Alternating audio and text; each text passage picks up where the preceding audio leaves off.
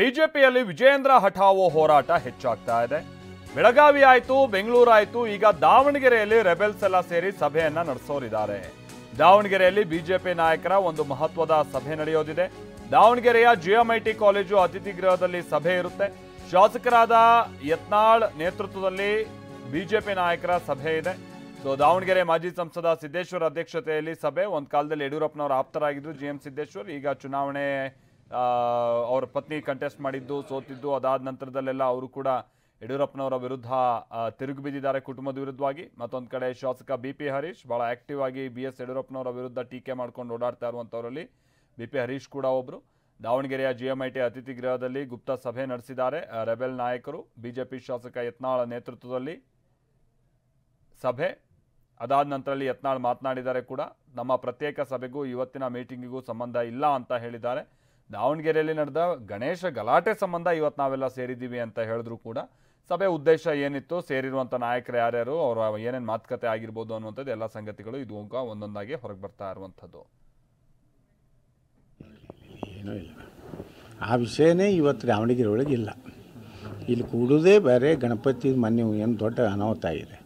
ವಿದೇಶಿ ಶಕ್ತಿಗಳದ್ರಾಗ ಅದಾವ ಅನ್ನುವಂಥದ್ದು ಏನು ಆದಮೇಲೆ ಮತ್ತು ಇಂಥ ವಿಷಯದಾಗ ನಾವು ಬರದೇ ಇದ್ದರೆ ತಪ್ಪಾಗ್ತದೆ ಅಂತೇಳಿ ನಾವು ಸಿದ್ದೇಶಣ್ಣವರು, ಬಿ.ಪಿ. ಹರೀಶ್ ಅವರು, ಪ್ರತಾಪ್ ಸಿಂಗ್ ಅವರು ಎಲ್ಲರೂ ಮಾತಾಡಿಕೊಂಡು ಮೊನ್ನೆ ಏನು ಕುಮಾರ್ ಬಂಗಾರಪ್ಪ ಅವ್ರ ಮನೆಗೆ ಕೂಡಿದ್ವಿ ಅವಾಗನೇ ನಾವು ನಿರ್ಣಯ ಮಾಡಿದ್ವಿ ಎಲ್ಲಿ ಹೋಗ್ಬೇಕು, ಇಲ್ಲಿ ಹೋಗ್ಬೇಕು.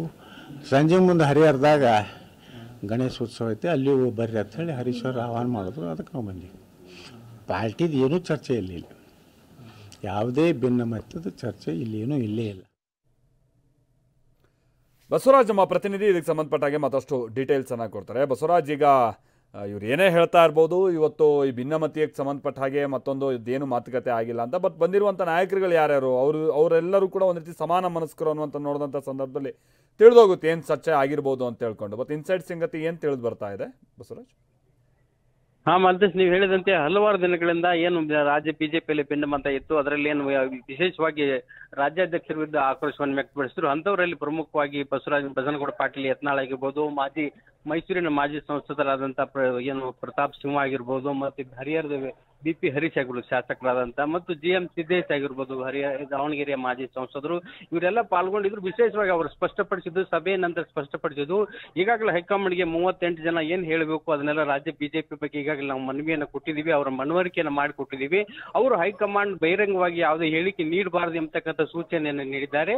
ಆ ಹಿನ್ನೆಲೆಯಲ್ಲಿ ನಾವು ಯಾವುದೇ ಹೇಳಿಕೆ ಆ ವಿಚಾರವಾಗಿ ಹೇಳಲ್ಲ. ಆದರೆ ರಾಜ್ಯ ಬಿಜೆಪಿಯಲ್ಲಿ ಇರ್ತಕ್ಕಂಥ ಎಲ್ಲವೂ ಸರಿಯಿಲ್ಲ ಎಂಬತಕ್ಕಂಥ ವಿಚಾರವನ್ನು ಈಗಾಗಲೇ ನಾವು ಅವರು ಏನು ಪಕ್ಷದ ಹೈಕಮಾಂಡ್ಗೆ ಮನವರಿಕೆ ಮಾಡಿಕೊಡಲಾಗಿದೆ. ಇಷ್ಟರಲ್ಲಿ ಅವರು ಒಂದು ನಿರ್ಧಾರ ತೆಗೆದುಕೊಳ್ಳಿ, ವಿಜಯೇಂದ್ರ ಅವ್ರನ್ನ ಈ ಅಧ್ಯಕ್ಷ ಸ್ಥಾನದಿಂದ ಮುಂದುವರಿಸಬೇಕಾ, ವಿಜಯೇಂದ್ರನ ತೆಗಿಬೇಕಾ ಎಂಬತಕ್ಕಂಥ ಅಧಿಕಾರ ನಮ್ಮ ಕಡೆ ಇಲ್ಲ.